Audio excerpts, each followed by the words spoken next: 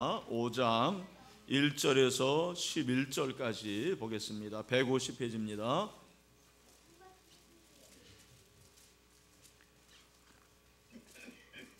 요한복음 5장 1절에서 11절까지 한 절씩 교독하겠습니다. 제가 먼저 읽습니다. 그 후에 유대인의 명절이 되어 예수께서 예루살렘에 올라가시니라.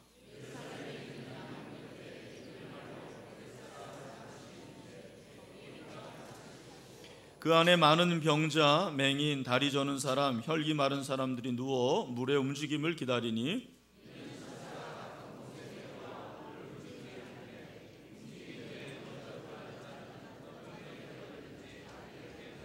거기 38해 된 병자가 있더라.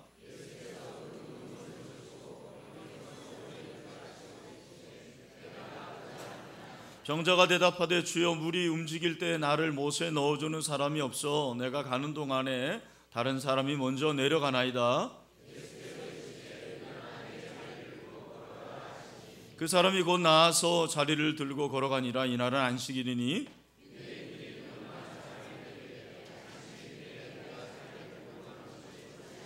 같이 읽겠습니다. 대답하되 나를 낫게 한 그가 자리를 들고 걸어가라 하더라 하니. 아멘. 자, 우리 같이 인사하겠습니다. 좌우에 또 앞뒤로. 우리 사실 사랑하는 가족들이 많이 있을 텐데 한 번 더 우리 손잡아 주시고, 또 가족이 아니더라도 우리는 주 안에서 가족입니다. 자, 새해 하늘의 복 많이 받으시길 바랍니다 하고, 네, 우리 비전 올해도 많은 성도들, 또 영화부실, 또 우리 초등부실에서 또 인용부실에서 예배하는 우리 모든 성도들에게 같은 은혜가 있기를 바랍니다. 오늘 은혜가 절망을 치유한다라는 제목으로 하나님의 말씀을 전하겠습니다. 얼마 전에 그 스마트 학생복 여러분 아시죠? 네, 그 스마트 학생복 그 회사가 중고생들이 바라는 2017년 새해의 소원이 무엇이냐, 그 1위를 조사를 해봤습니다. 여러분 1위가 뭘까요?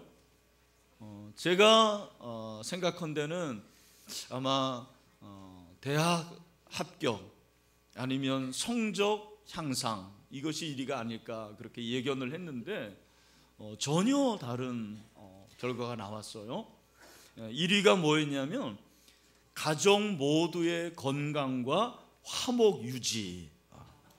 굉장히 수준 높게 이렇게. 그러니까 우리 중고생들이 원하는 게 뭐예요? 가정의 화목이에요. 그리고 가족원들의 건강. 우리 부모님들 참고하시길 바랍니다. 부부싸움 많이 하지 마시고. 아멘. 그 다음에 2위가 뭐였냐면 친구들과의 잊지 못할 추억 만들기. 그리고 3위가 이제 목표 성적 달성이었습니다. 여러분도 소원 있으시죠? 저도 소원이 있습니다. 물어봐 주세요. 네, 저의 개인적인 소원이 뭐냐면 금년에 로마서를 암송했으면 좋겠어요. 전혀 안 될 거라는 그런 금년이 500주년 종교개혁 500주년 기념해예요. 그래서 제가 이제 로마서를 강의하려고 하는데 하나님께서 제 마음속에 야, 너 이렇게 강의를 하면서 로마서를 암송하면 좋겠다. 저에게 그런 마음을 주셨어요. 제가 꼭 할 수 있다라고 말하는 건 아니에요, 여러분. 제 소원이에요, 소원.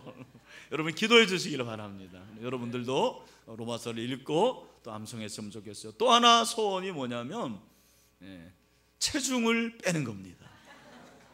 작년 말에 건강검진을 해봤더니 그 당뇨와 그리고 고혈압이 아직 이제 위험한 상태라고 그래요. 아직은 아니고 경고를 받았어요. 그래서 아무래도 제가 다이어트를 해야 될 것 같습니다. 제가 보니까 성경 일독보다 더 어려운 게 체중을 빼는 거예요, 보니까. 그래서 여러분들이 그렇게 도와주시면 감사하겠습니다. 여러분들도 소원이 있으시죠? 없으세요? 있으시죠? 이루어지기를 축원합니다. 그런데 여러분의 소원 중에 38년 된 소원을 가지고 있는 분 있습니까? 38년 된 소원. 아마 어떤 분이 있을 거예요. 내 남편 예수 믿게 하는 거, 내 남편이 예수님을 믿고 구원받는 거, 30년 이상 기도하는 분들이 있다는 걸 저는 알고 있어요. 또 개인적으로 그런 여러 가지 소원이 있을 텐데, 오늘 본문에 보면 38년 된 소원을 이룬 사람이 나와요. 오늘 같이 한번 살펴보겠습니다. 1절에 보니까 그 후에 유대인의 명절이 되었다고 그랬는데, 그 후는 예수님께서 왕의 신하의 아들을 고쳐주신 기적 그 다음이에요. 그리고 예수님이 예루살렘에 올라오셨습니다. 예루살렘에 올라오셨을 때 그때가 유대인의 명절이라고 그랬는데, 5장을 읽어보면 유대인들이라는 단어가 한 4번 정도 나옵니다. 그러니까 요한이 요한복음을 기록할 때 특별한 어떠한 의도가 있었던 거죠. 그리고 실제적으로 그날이 예수님이 이 38년 된 병자를 고쳐주신 날이 무슨 날이에요? 10절에 보면 안식일이라고 했어요. 유대인이 지킨 안식일. 그리고 이 사건으로 인해서 유대인들과 논쟁이 생기게 되었어요. 그런데 38년 된 병자를 고친 시간은 그때고, 그러면 과연 장소는 어디냐? 오늘 본문에 보니까 유대인의 명절은 6월절 아니면 초막절이고, 그리고 장소는 예루살렘에 있는 양문곁이라고 했어요. 예루살렘이 성이거든요. 우리 서울도 한양이 성이에요. 그래서 동대문도 있고 남대문도 있고 서대문도 있습니다. 북대문은 없는 것 같아요. 그 당시에 예루살렘 성에도 문이 많았거든요. 뭐 시온의 문, 또 헤롯의 문, 그리고 뭐 욥바의 문, 욥바로 통하는 문이에요. 그리고 분문 같은 경우는 오물을 버리는 문이라고 그래서 분문이라고 그랬고, 양문이라고 그랬어요. 우리 교회에서 멀지 않은 그 대림동에 양문교회가 있습니다. 여기서 나온 것 같아요. 양문교회. 양문이라는 것은 그 당시에 제사를 드릴 때 양을 드리죠. 그 양들이 오가는 문, 그래서 양문. 그리고 그 양들을 이렇게 씻어서 그 앞에 이제 못이 있으니까 그래서 아마 양문이라 하지 않을까라는 것이 학자들의 추측입니다. 근데 그 예루살렘의 양문 곁에 히브리 말로 베데스다 하는 못이 있었다고 그랬어요. 연못. 베데스다라는 것은 히브리 말인데 합성어입니다. 베트라는 것은 집이에요. 그래서 베들레헴 할 때도 베트거든요. 떡집. 그래서 베트와 에샤타인이라는 것은 긍휼, 은혜, 자비, 그런 뜻입니다. 그러니까 베데스다는 합성어면 뭐가 되는 거예요? 은혜의 집, 긍휼의 집, 자비의 집이 되는 거죠. 하지만 이 자비의 집, 은혜의 집, 긍휼의 집에 자비가 없었어요. 은혜가 없었어요. 대신에 신음이 있었습니다. 고통이 있었습니다. 아픔이 있었습니다. 왜요? 그 이유가 무엇입니까? 오늘 본문에 보니까 베데스다 연못에 행각이 몇 개가 있었다고 그랬습니까? 5개가 있다고 그랬어요. 행각 5이 있었습니다. 행각이라는 것은 정자예요, 일종의. 여러분 정자 아시죠? 이렇게 쉬는 거, 지붕이 있는 거. 그런 행각에 어떤 사람들이 있었다고 그러냐면 3절에 보니까 많은 병자가 있었다고 그랬어요. 그 병자들이 있었고, 맹인이 있었고, 다리 저는 사람이 있었고, 혈기 마른 사람들이 있었습니다. 그러니까 이 사람들은 다 온전치 못한 사람들이에요. 은혜의 집이고 긍휼의 집인데 이 사람들은 다 아파하고 있었어요. 고통하고 신음하고 있었단 말이죠. 근데 왜 이 사람들이 이렇게 정자에서 누워 있었느냐? 그들에게는 전설이 하나 있었습니다. 그 전설이 무엇입니까? 천사가 내려올 때 갑자기 물이 이렇게 동한다라는 거예요. 근데 그 물이 동할 때 제일 먼저 물에 뛰어드는 사람은 어떻게 되는 거예요? 치유가 된다라는, 낫다라는 전설이 있었어요. 이 전설을 알고 막연한 소원을 가졌습니다. 아, 나도 들어가면 나을 수 있는데, 이러한 소원이 있었습니다. 하지만 이 소원은 시간이 지날수록 뭐가 됐을까요? 절망이 됐어요. 점점점 절망이 되었습니다. 여러분 보세요. 은혜의 집입니다. 은혜의 장소입니다. 그러나 은혜가 없었어요. 자비의 집입니다. 긍휼의 집입니다. 그러나 자비와 긍휼을 구했지만 자비와 긍휼을 경험한 사람들이 없었어요. 모두 다 육체와 마음과 영혼의 질병으로 누워 있었습니다. 어쩌면 이것이 오늘 우리가 살아가고 있는 세상이라는 생각이 듭니다. 이 세상은 여러분 은혜와 자비와 긍휼을 찾기가 어려워요. 여러분의 가정 가운데 긍휼과 자비와 은혜가 있다는 것은 기적이에요, 기적. 이 세상에는 절망의 소리로 가득 차 있습니다. 아픔의 소리, 고통의 소리로 가득 차 있어요. 많은 사람들이 지금 신음하고 있습니다. 그것이 바로 세상이에요. 그 세상에서 사람들은 저마다 고통을 이겨보려고 노력을 합니다. 뭔가 쾌락을 추구하기도 하고, 게임을 하기도 하고, 인터넷을 하기도 하고. 우리 자녀들 포켓몬고 그 게임 하잖아요. 그거 다 사실은 뭔가 좀 고통을 잊어보려고 그러는 거예요. 술을 마시고 심지어는 마약을 하고. 이것이 세상이에요. 점점점 세상이 이렇게 타락해 가고 있습니다. 근데 그 연못가에 한 사람 38년 된 환자가 있었습니다. 이 사람은 누워 있었어요. 몇 년이 됐다고요? 38년. 혹시 여러분 가운데서 나는 38년 동안 지금 아파하고 있습니다, 38년 된 지병이 있는 분들이 있습니까? 여러분 주변에 38년 동안 누워있는 분이 있습니까? 별로 없을 거예요.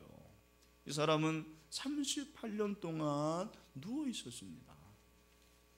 38년이라는 것은 오래됐다라는 말이기도 하고, 38년이라는 것은 무슨 의미입니까? 나을 가망이 있다 없다? 없다라는 거예요. 맞습니다. 나을 가망이 없어요. 여러분 긴 병이 효자가 없다고 그래요. 3년만 되면 지병이에요. 배우자도요, 만약에 남편과 아내가 상대방이 5년 이상 앓아 누워 있으면은요, 사실 마음이 약해져요. 빨리 하나님이 데려갔으면 좋겠다, 그런 마음이 생길 수도 있는 거죠. 이 사람은 38년 동안 누워 있었습니다. 여러분 아마 집안에서 쫓겨났겠죠. 약도 써보고 용하다가 하는 의사를 다 찾아갔지만 소용이 없었습니다. 병이 오래되면 오래될수록 희망은 사라졌습니다. 절망밖에 남지 않았습니다. 너무 오래되어서 절망적인 인생이 된 거예요. 그런데 예수님이 베데스다 연못에 찾아오셨어요. 여러분 예수님이 예루살렘에 올라오셔서 가실 곳들이 많았을 거예요. 방문할 곳들이 많았을 것입니다. 그러나 하필이면 왜 베데스다 연못일까요? 이것이 은혜였습니다. 예수님은 예루살렘의 화려한 곳에 가지 않았어요. 예루살렘에 고관들이 모여있는 오늘날의 국회의사당 같은 곳을 찾지도 않았어요. 부자들을 찾아가지도 않았습니다. 베데스다 연못, 가장 낮은 곳, 비참한 곳, 병든 자들이 모여있는 곳을 찾아오셨습니다. 여러분 바로 이것이 은혜입니다. 이것이 은혜예요. 베데스다 연못가에 수많은 병자들이 있었습니다. 그런데 그 병자들 중에서도 예수님은 누구를 찾아오신 거예요? 38 38년 된 병자를 찾아오셨어요. 여러분, 왜 예수님이 38년 된 병자를 찾아오셨을까요? 오래되어서? 나을 가능성이 없어서? 불쌍해서? 몰라요. 은혜예요. 예수님이 그렇게 하신 거예요. 여러분, 은혜가 뭐냐? 은혜는 보통 선물이라고 그러는데 저는 은혜를 이렇게 설명하고 싶어요. 은혜는 설명이 안 되는 게 은혜예요. 설명이 안 되는 게 은혜입니다. 왜 예수님이 세상에 그렇게 잘나고 스펙이 대단하고 똑똑하고 가문이 좋고 인간성까지 좋은 사람들을 놔두고 나 같은 사람을 구원했을까? 이건희 목사같이 이렇게 죄가 많고 허물이 많고 결점투성인 저를 왜 구원하셨습니까? 이것은 하나님의 은혜. 다른 설명이 필요가 없습니다. 여러분, 그렇습니다.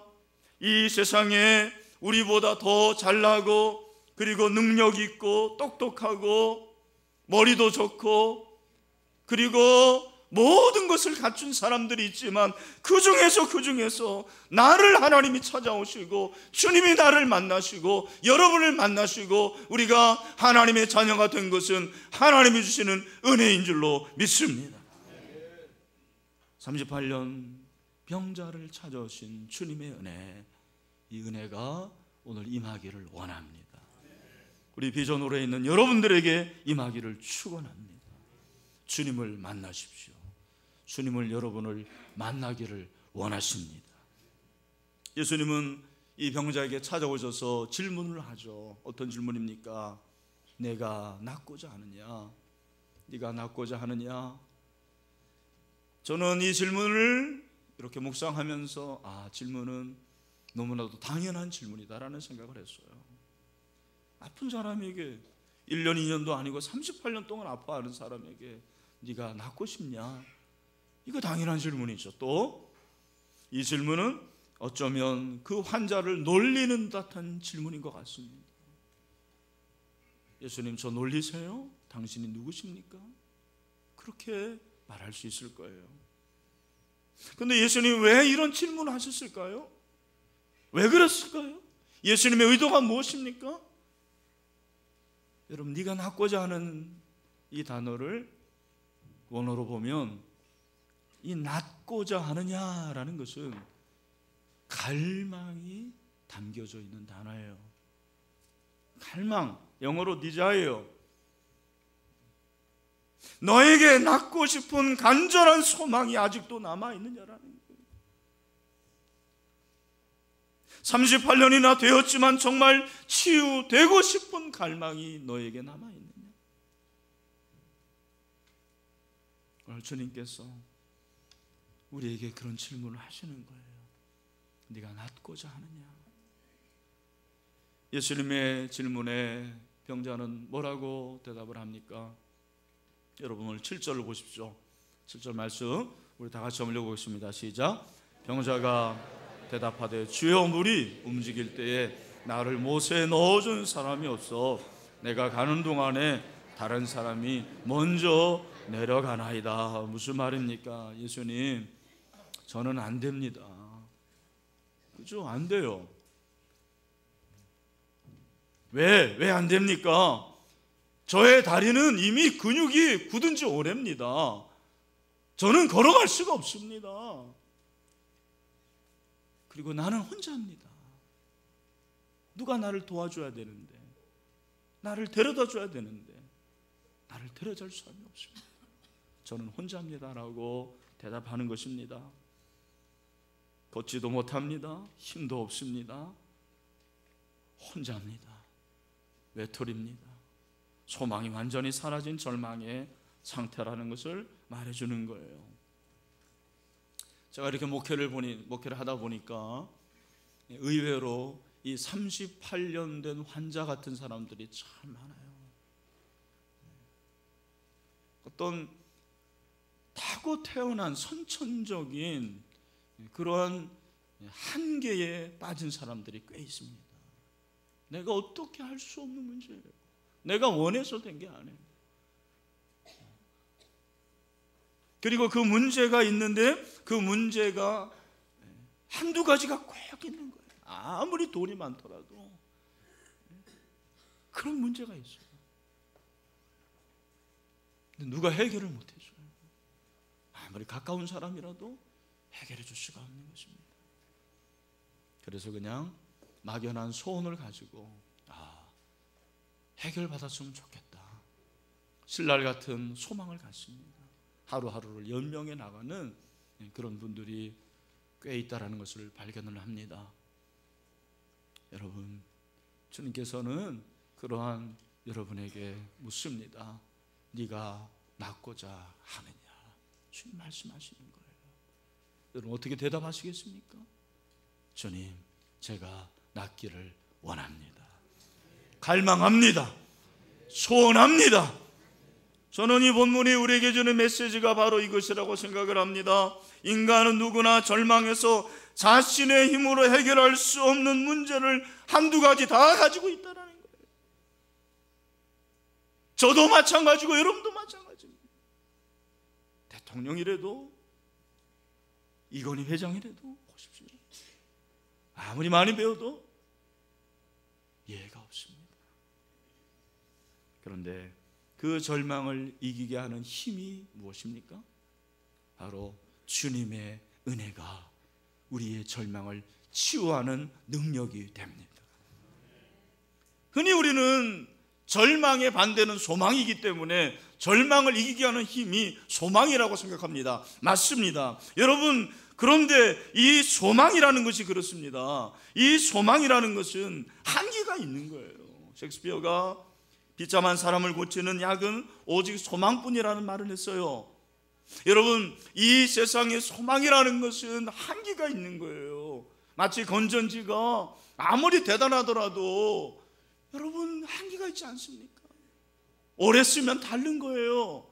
이 세상의 소망이 그렇습니다. 이 세상의 소망은 이생뿐이에요. 지금뿐입니다. 그러나 여러분, 하나님이 주시는 은혜, 그 은혜를 맛보면 우리의 인생이 송두리째 변하게 됩니다. 새로운 사람으로 변화되게 됩니다. 그리고 예수님이 여러분을 만나주시면 여러분의 인생이 전혀 새로운 인생으로 새롭게 되는 것을 꼭 믿으시기를 바랍니다.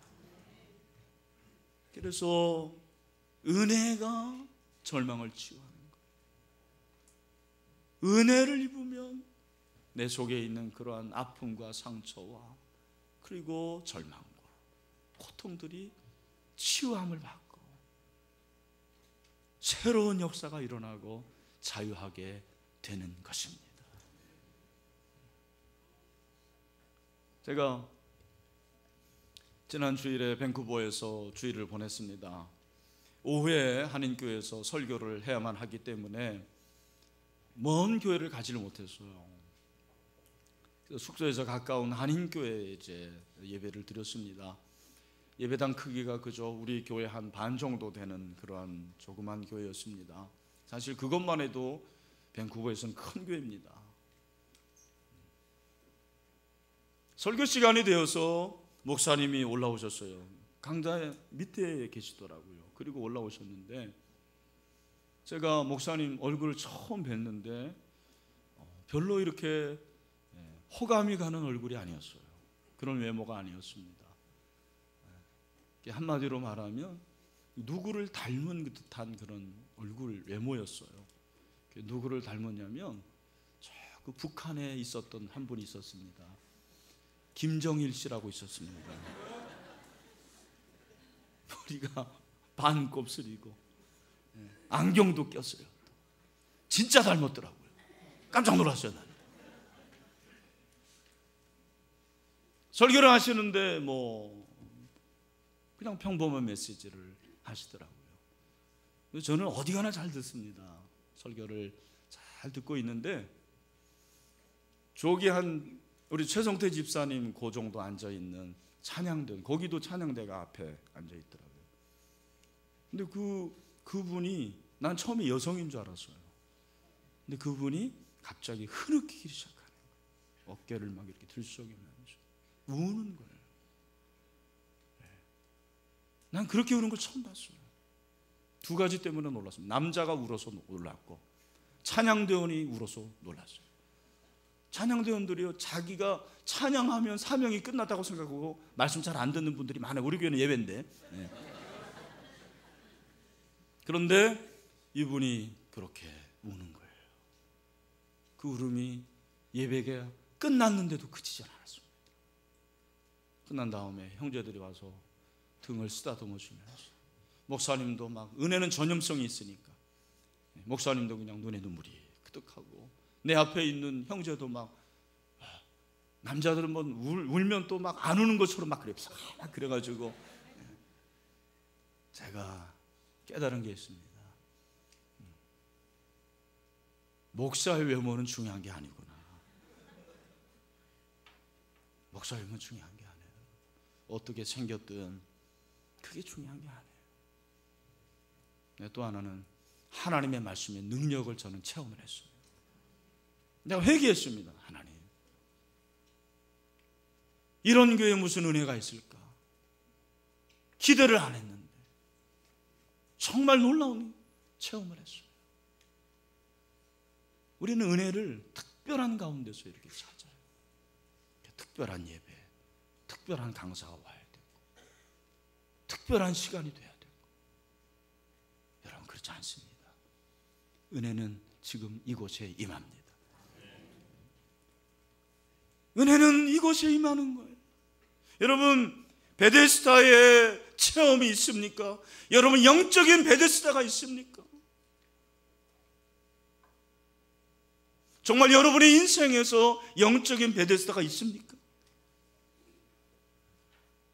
예배를 통해서 하나님의 임재를 깊이 체험한 적이 있습니까? 그 형제처럼 그렇게 말씀을 통해서 정말 내가 어쩔 수 없는 그런 은혜를 여러분들이 깨닫고 은혜를 체험한 적이 있습니까? 여러분, 교회 안에는요, 각종 질병을 가진 사람들이 참 많아요. 종합병원과 같습니다. 겉으로는 다 멀쩡한 것 같지만 육체적인 질병, 정신적인 질병, 영혼의 질병 참 많아요. 그런데 우리 주님이 만나주시면 그 모든 질병이 치유함을 얻을 수가 있습니다. 고쳐질 수가 있습니다.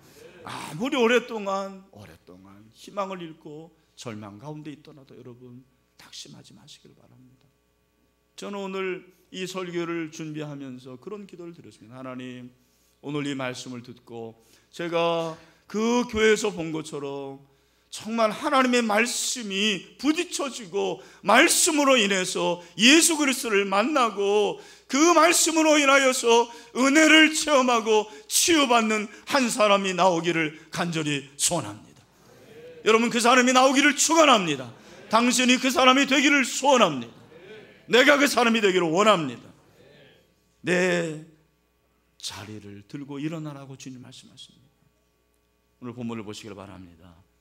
8절에 보니까 일어나 내 자리를 들고 걸어가라. 한번 따라합시다. 일어나 내 자리를 들고 걸어가라.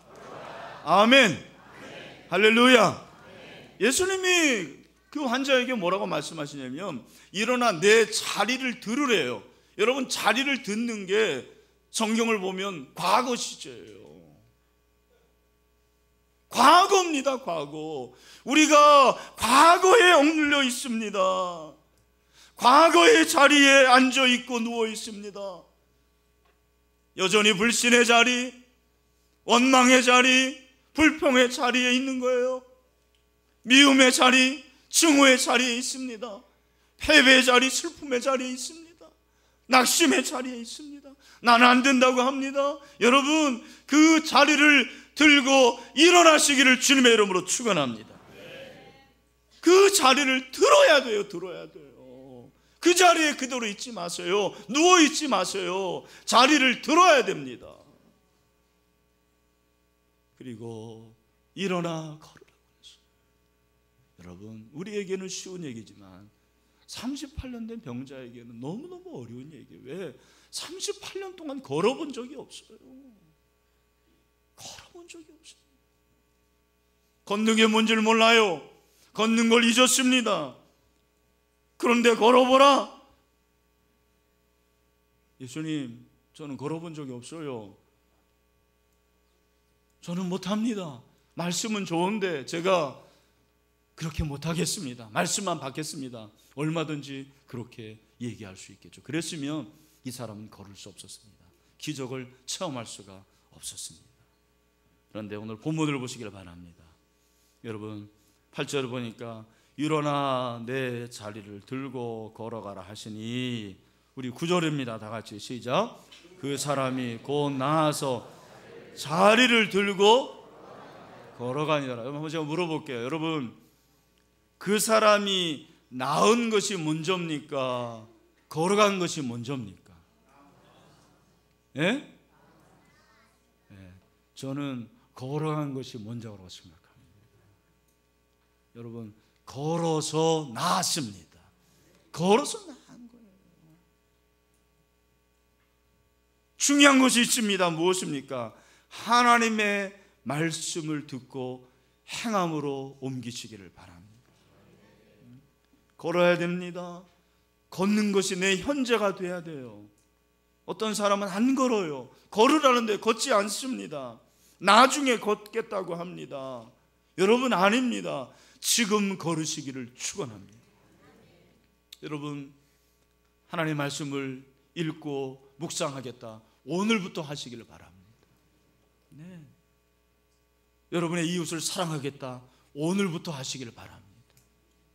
내일부터 아니에요. 오늘부터요. 당장 지금입니다. 여러분, 결국 이 은혜가 이 절망의 사람을 치유하고 살렸습니다.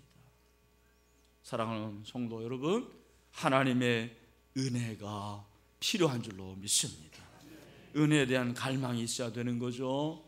베드로전서 1장 13절 말씀 우리 다 같이 한번 읽겠습니다. 시작. 그러므로 너희 마음의 허리를 동이고 근신하여 예수 그리스도께서 나타나실 때에 너희에게 가져다 주실 은혜를 온전히 어떻게 할지어다? 할지어다. 여러분, 은혜를 바라시기를 축원합니다. 은혜가 여러분을 치유할 줄로 믿습니다. 또한 지금 은혜를 사모하세요. 지금입니다. 지금. 우리 다 같이 고린도후서 6장 2절 말씀 시작. 이르시되 내가 은혜 베풀 때에 너에게 듣고 구원의 날에 너를 도왔다 하셨으니 보라, 지금은 은혜 받을 만한 때요. 보라, 지금은 구원의 날이로다. 아멘. 이 시간 여기에 은혜가 임했습니다. 그 은혜가 저와 여러분을 살릴 것입니다. 치유하실 것입니다. 할렐루야. 말씀을 맺습니다. 우리 2017년 신일교회 주제가 뭐죠? 회복해 하소서. 제가 일주일 없었다고 벌써 잊어버리신 분이 있는 것 같아요. 다 같이 시작. 회복해 하소서. 여러분, 은혜가 회복이 되면 돼요. 은혜가 나를 살립니다. 은혜가 나를 치유합니다. 은혜가 나를 새롭게 합니다. 이 은혜가 풍성할 수 있게 되기를 주님의 이름으로 축원합니다. 다시 한번 기도합시다. 하나님 아버지, 우리